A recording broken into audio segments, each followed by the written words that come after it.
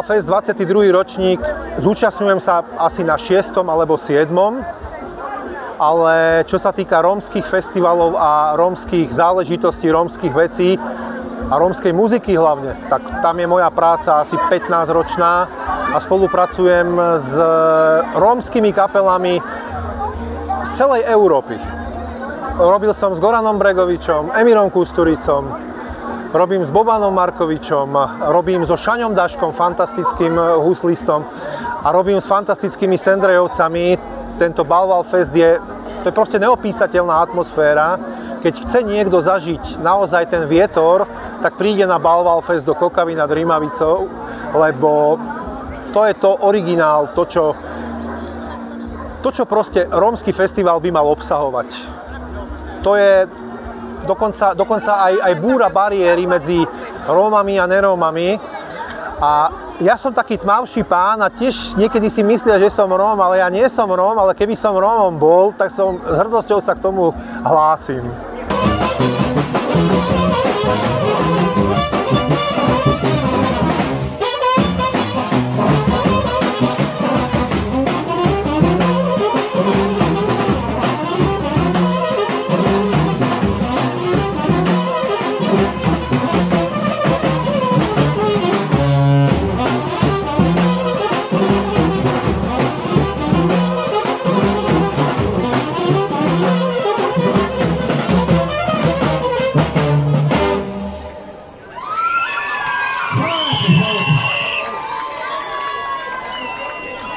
Pašo paňori čajori romani mela i genka mal.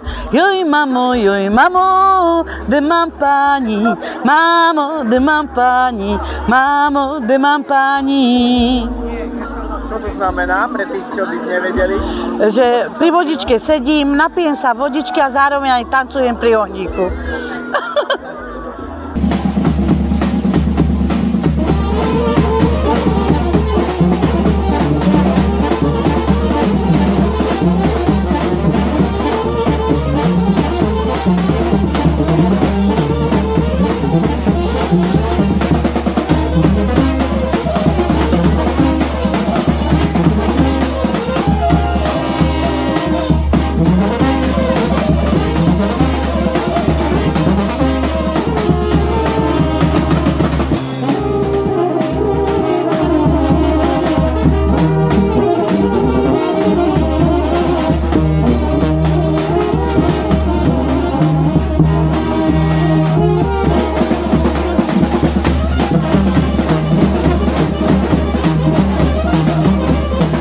Myšlienka tohto festivalu je spájať Rómov a nerómov. Čiže máme aj účinkujúcich takých, čo pritiahnú naozaj nerómov, lebo máme napríklad z Poľska dobrú speváčku, ktorá vyhrala X Faktore.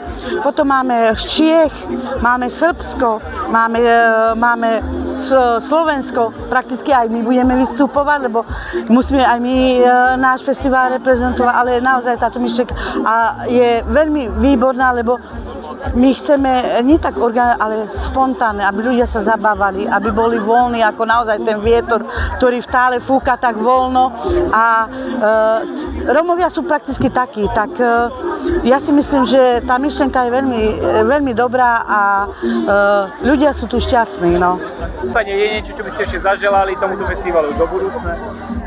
Želám mu len takú tú pohodu a to počasie. Za 22 rokov, keby sa robil aj v decembri, tak bude 34 stupňov. Také šťastie zatiaľ, teda dúfam, že aj vždy bude, aby som to nejako nezakríkol, ale prajem mu pohodu a aby sme to v zdraví všetko dali, lebo už predsa len musíme si aj to zdravie strážiť.